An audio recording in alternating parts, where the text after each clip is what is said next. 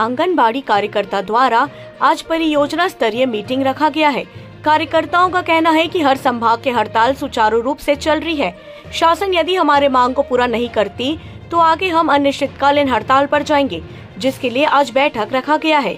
आज कार्यकर्ताओं ने नेताजी स्टेडियम पर उपस्थित हुए हैं और कहा कि हमारे बहुत सारे समस्या हैं। सबसे बड़ी समस्या इस परियोजना में 16 सेक्टर है, जिसमें सुपरवाइजर की कमी है, जो कि हमें 100% सुपरवाइजर दिया जाए और हमारे परियोजना अधिकारी भी नहीं है, जो फुलफिल अधिकारी हमें चाहिए।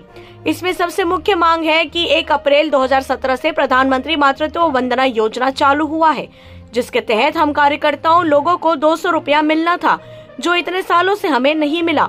उसको देने की बात भी कही गई, अब तक हमें उसका लाभ नहीं मिला। हम लोग उसमें बहुत सारे काम किए और लगन के साथ काम किए। हम गड़ाए हैं हर गर्भवती से, पर हमें कोई लाभ नहीं मिला। हमारे संभागीय हड़ताल चालू है।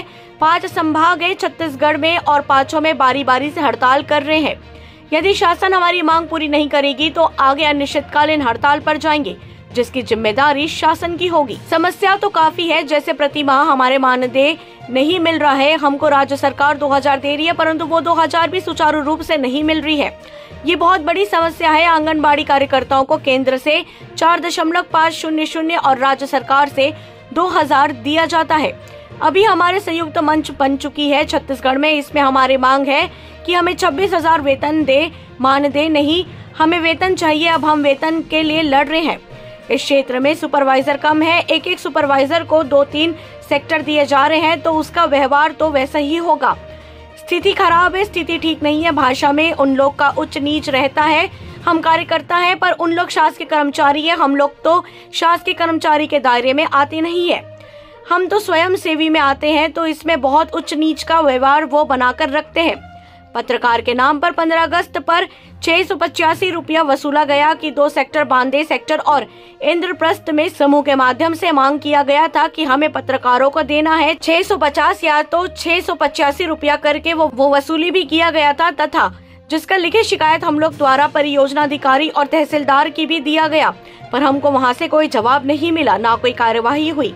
इसमें समूह के महिला और कार्यकर्ता भी शामिल है, इंद्रप्रस्थ के कार्यकर्ता भी शामिल है, जिसपे कार्यकर्ता द्वारा कहा गया कि हम लोग 100% तो नहीं बोल सकते, पर बातों से लगता है कि सुपरवाइजर भी इस पैसे के लेन देन में मामले में शामिल है। मैडम, ये आंगनबाड़ी कार्यकर्ता की कितना मानदेय होती है?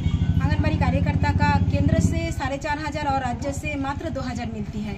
और अभी हमारा संयुक्त मंच बन चुका है पूरे छत्तीसगढ़ में, और इसमें हमारा मांग है कि हमें 26,000 वेतन दे, और मानदेय नहीं, हमें वेतन चाहिए। अब हम वेतन के लिए लड़ रहे हैं। अच्छा, आप लोगों का जो सुपरवाइजर है, उनका आंगनबाड़ी कार्यकर्ताओं के लिए उनका व्यवहार कैसा है? एक्चुअली में सुपरवाइजर जितने हैं, एक तो कम है सुपरवाइजर, और उसी में एक सुपरवाइजर को 2-3 सेक्टर दिया जा रहा है, तो उनका बिहेवियर में तो होगा ही, और खराब स्थिति है, स्थिति अच्छा नहीं है। लोग यहाँ पे जो एकत्रित हुए हैं, क्या आज हम सबसे पहले मैं अपना परिचय दे देती हूँ।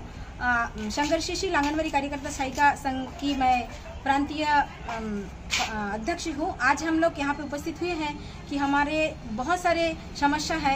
सबसे बड़ी समस्या ये है, इस परियोजना में 16 सेक्टर है और सुपरवाइजर की कमी है।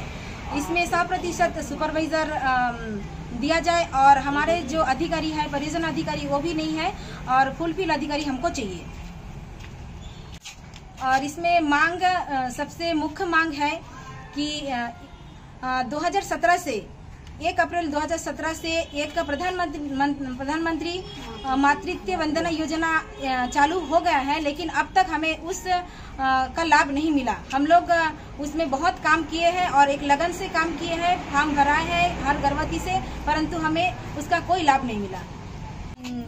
भाषा में बहुत उनका उच्च नीच रहता है, और हम एक कार्यकर्ता है और वो शासकीय कर्मचारी है। हम तो शासकीय कर्मचारी के दायरे में आते नहीं है, हम स्वयंसेवी में आते हैं, तो इसी में बहुत उच्च नीच का व्यवहार वो बना के रखते हैं। कभी कुछ मांग करते हैं? मांग तो लेन देन के बारे में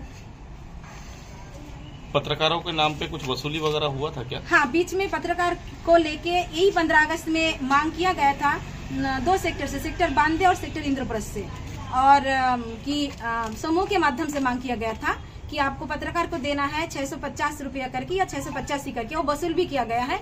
इसका लिखित हम परियोजना अधिकारियों को भी दिए हैं और हमारा ये तहसीलदार साहब को भी दिए हैं, लेकिन हमको वहाँ से कोई जवाब नहीं मिला। मैडम किन समूह के द्वारा ये वसूली किया गया? 2 समूह है, एक बांदे की समूह है और एक इंद्रप्रस्थ की समूह है। किनके द्वारा? सुपरवाइजर के द्वारा? समूह के महिला, उसमें एक कार्यकर्ता भी इन्वॉल्व है, इंद्रप्रस्थ की कार्यकर्ता है। क्या इसमें सुपरवाइजर भी इन्वॉल्व है क्या? अब मैं तो 100% नहीं बोल पाऊंगी, लेकिन बातों से लगता है कि सुपरवाइजर भी इन्वॉल्व है। Thank you. अपना परिचय बताइए। क्या नाम है? मेरा नाम तृप्ति वर्मा है। मैं संघर्षशील यूनियन की मतलब आकांक्षक हूँ। कौन सी मांगों के लिए आप लड़ रहे हैं? क्या है, 1 जनवरी 2017 से प्रधानमंत्री मातृत्व वंदना योजना लागू हुआ है, जिसके तहत हम लोग कार्यकर्ता लोग को प्रोत्साहन राशि के रूप में 200 रुपये मिलना था, जो इतने साल से हमें नहीं मिला है। उसे देने की मतलब कष्ट करें। तो आप लोगों के आगे की क्या रणनीति है? इसके आगे की रणनीति है, मतलब इसके आगे की रणनीति है, जैसे अभी हमारा वर्तमान में संभागीय हड़ताल चालू है।